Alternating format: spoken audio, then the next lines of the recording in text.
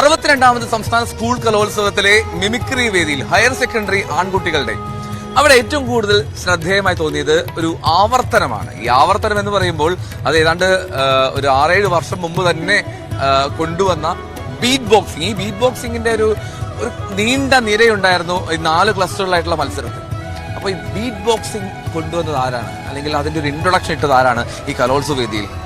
എന്റെ മുന്നിലുണ്ട്, ഇതാ നിൽക്കുന്നു, കൊല്ലംകാരനാണ് ആദർശ് ADJ എന്നാണ് ഇപ്പോഴത്തെ എന്താ പറയാ വൈറൽ നെയിം. സോഷ്യൽ മീഡിയയിലൊക്കെ വൈറലാണ്, അത്യാവശ്യം ആൾക്കാർക്ക് അറിയാവുന്ന ആ കക്ഷിയാണ്. അപ്പം ഈ 2015 കലോത്സവം, 2016 കലോത്സവം, 2017 കലോത്സവം, 3 കലോത്സവത്തിലും A grade. 2017 A grade first കിട്ടിയ ആളാണ്. അപ്പോൾ ആദർശാണ് ഇപ്പോൾ നമ്മോടൊപ്പം ചേരുന്നത്. ആദർശ്, ഈ ബീറ്റ് ബോക്സിംഗ് കാണാൻ വേണ്ടി ബീറ്റ് ബോക്സിംഗ് കണ്ടപ്പോൾ മിമിക്രി വേദിയിൽ ഇങ്ങനെ 2015 ഇൻട്രൊഡ്യൂസ് ചെയ്തതല്ലേ ആദർശ്, ഇപ്പൊ കണ്ടപ്പോ എന്ത് തോന്നി?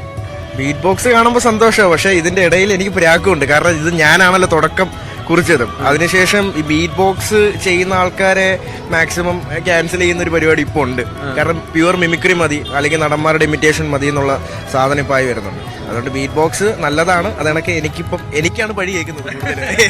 അല്ല, ഈ ആദർശം ബീറ്റ് ബോക്സിംഗിലേക്ക് എത്തി, എന്തുകൊണ്ടാണ് ബീറ്റ് ബോക്സിംഗ് എന്നുള്ള സംഭവം കൊള്ളാം, അത് മിമിക്രി വേദിയിൽ ഏക്കും തോന്നിയത് എങ്ങനെയാണ്? ഇതിപ്പോ കേൾക്കുമ്പോൾ ആവർത്തന വരസത തോന്നിയില്ലേ? എനിക്ക് അന്ന് തോന്നിയ ഒരു സാധനമാണ് ഈ ആവർത്തന വരസത. അന്ന് ചെയ്യുന്ന ടൈമിൽ ഏകദേശം ഈ പ്രകൃതി ശബ്ദങ്ങളും അങ്ങനത്തെ കിളി കൂവുന്നു, മറ്റേ വെള്ള പൊട്ടി വിടരുന്നു, അതെ, ആ സൗണ്ട്സ് ആണ് കൂടുതലും മിമിക്രിയിൽ കണ്ടുകൊണ്ടിരുന്നത്.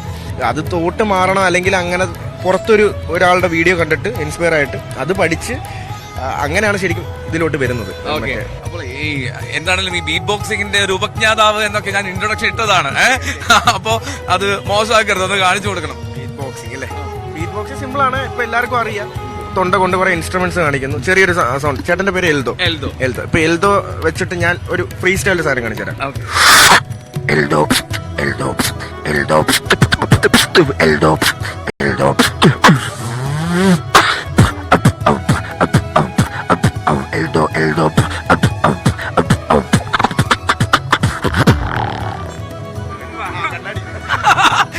ഇങ്ങനെയൊക്കെ എന്നെ ഇൻട്രൊഡക്ഷൻ ഇട്ടാ പിന്നെ ഞാൻ കണ്ടാണെങ്കിലും വെക്കണ്ടേ? ഓക്കെ, അപ്പം ഗംഭീരായിരുന്നു. അതിപ്പോ ഈ പറയുന്ന നല്ലൊരു ഫുൾ സൗണ്ട് സിസ്റ്റത്തിൽ കേൾക്കേണ്ട ഒരു ഫീൽ തന്നെയായിരിക്കും അല്ലേ? ഓക്കെ, അപ്പോ ഇതിനപ്പുറത്ത് ഇപ്പോൾ ആദർശ് എന്താണ്? ഇപ്പം ഞാൻ ഹിപ്പ് ഹോപ്പ് എന്ന് പറഞ്ഞ ജേണറില് റാപ്പിംഗ്, അല്ലെങ്കിൽ ഹിപ്പ് ഹോപ്പിന്റെ ജേണറാണ് ബീറ്റ് ബോക്സിംഗ് എന്ന് പറയുന്ന ഈ ആർട്ട് ഫോം. സോ ഇപ്പൊ റാപ്പിങ്ങിന്റെ കൂടെ ഫെജോന്റെ കൂടെ ഇപ്പം കൂടത്തുള്ള എന്ന് പറയുന്ന ഇപ്പോഴത്തെ അത്യാവശ്യം വൈറലായി നിൽക്കുന്ന ഒരു റാപ്പ് ഉണ്ടാവുമല്ലോ, അപ്പൊ ആ റാപ്പിന്റെ കൂടെ വർക്ക് ചെയ്തിട്ടുണ്ട്. എന്തായിട്ടാണ് കൂടെ വർക്ക് ചെയ്തിട്ടുണ്ട്, ആർട്ടിസ്റ്റ് ആയിട്ടും അതിന്റെ കുറച്ച് കാര്യങ്ങളും. പിന്നെ മ്യൂസിക് പ്രൊഡക്ഷൻ. ഇപ്പം എന്റെയും ഫെജോന്റെ കുറെ ട്രാക്ക് ഇപ്പൊ റിലീസ് ചെയ്യാനുണ്ട്. 2-3 ട്രാക്ക് ഇപ്പൊ ചെയ്ത് ഓൾറെഡി വെച്ചിട്ടുണ്ട്, അതിപ്പോ ഉടൻ തന്നെ റിലീസാവും. പിന്നെ മ്യൂസിക് പ്രൊഡക്ഷൻ ആണ് കൂടുതലും ചെയ്തുകൊണ്ടിരിക്കുന്നത്. പിന്നെ ലൈവ് സ്റ്റേജ് കോൺസേർട്ട് കൂടുതലും ചെയ്യുന്നുണ്ട്. ഞാൻ ചോദിക്കട്ടെ, ഈ മിമിക്രി ഒക്കെ വിട്ടിട്ട് എന്താ മ്യൂസിക്കിന്റെ പിന്നാലെ? അല്ല, ഞാൻ ചെയ്യുന്നത് മിമിക്രി ആണോന്ന് ചോദിച്ചാൽ മിമിക്രി ആണ്, അതണക്ക് തന്നെ മ്യൂസിക്കും ആണല്ലോ. സോ കുറച്ചും കൂടെ ഒന്ന് മുങ്ങിയതാ. ഇനി എനിക്ക് ഒരു അന്നത്തെ ഒരു കലോത്സവ ഓർമ്മകളും അന്നത്തെ ഒരു ഈ ബീറ്റ് ബോക്സിംഗ് അല്ലാതെ ആദർശിന്റെ ഒരു ഹിറ്റ് സാധനം എന്തായിരുന്നു? ബീറ്റ് ബോക്സിംഗ് എനിക്ക് തോന്നുന്നു ഫസ്റ്റ് ടൈം ഞാൻ കലോത്സവത്തിൽ ചെയ്യുന്ന ഉമ്മൻചാണ്ടി സാർ ഇപ്പൊ നമ്മളിവിടെ ഇല്ല. ഉമ്മൻചാണ്ടി സാറിന്റെ സൗണ്ട് വെച്ചിട്ട് ഇതുപോലെ DJ അന്ന് ചെയ്തായിരുന്നു. അപ്പൊ അതിനുശേഷം ഞാൻ പുള്ളി മരിച്ചതിന് ശേഷം പിന്നെ ചെയ്യണം, എനിക്ക് തന്നെ ഭയങ്കര ഒരു പാടുപാട്. അതിന് പിന്നെ വെള്ളാപ്പള്ളി നടേശൻ സാർ, ഈ രാഷ്ട്രീയക്കാരുടെ ശബ്ദത്തിൽ മോർഫ് ചെയ്യുന്നൊരു പരിപാടി.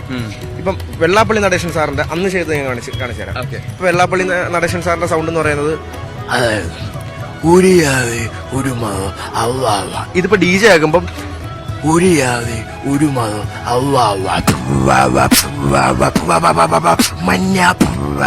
ഇങ്ങനത്തെ ഒരു സംഭവം അന്ന് കൊണ്ടുവന്നു.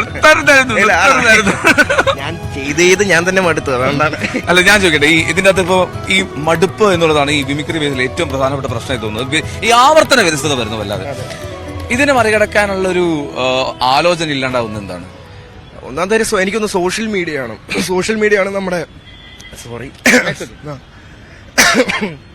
സോഷ്യൽ മീഡിയ ആണ് നമ്മളെ മാനിപ്പുലേറ്റ് ചെയ്യുന്നത്. ശരിക്കും പറഞ്ഞാൽ സോഷ്യൽ മീഡിയയുടെ പുറകെ പോയിട്ട് പുതിയ കണ്ടന്റ് കണ്ടിട്ട് അതിൽ ഇൻസ്പയർ ആവും. പക്ഷെ നമ്മൾ തന്നെ വർക്ക് ചെയ്യാനുള്ള ഒരു എനിക്ക് എങ്ങനെ തോന്നുന്നത് കേട്ടോ, അതുകൊണ്ടാണ് ഞാൻ അങ്ങനെ പറഞ്ഞത്.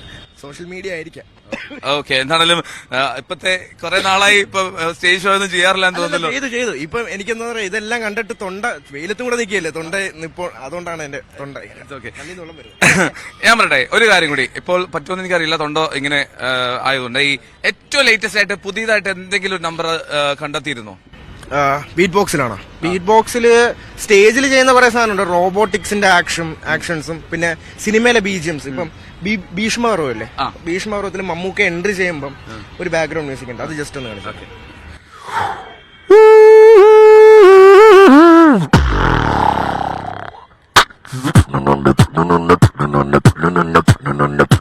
ഹൈലൈറ്റ് എന്ന് പറയുന്നത്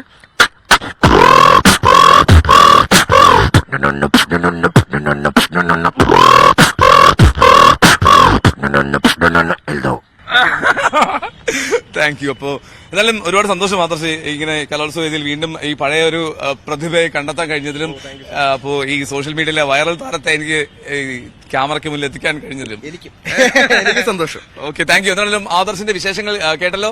ഈ ആദർശ് ഈ കലോത്സവ വേദിയിലെ ഒരു മിന്നും താരമായിരുന്നു തുടർച്ചയായിട്ടുള്ള 3 വർഷങ്ങൾ. അപ്പോൾ അതിപ്പോൾ സ്റ്റേജിൽ തുടരുകയും ചെയ്യുന്നു എന്നതാണ് ഏറ്റവും സന്തോഷകരമായിട്ടുള്ള കാര്യം. ക്യാമറമാൻ സുമേഷ് മൊറാഴയ്ക്കൊപ്പം എൽദോപ്പോൾ, പുതുച്ചേരി, ന്യൂസ് 18.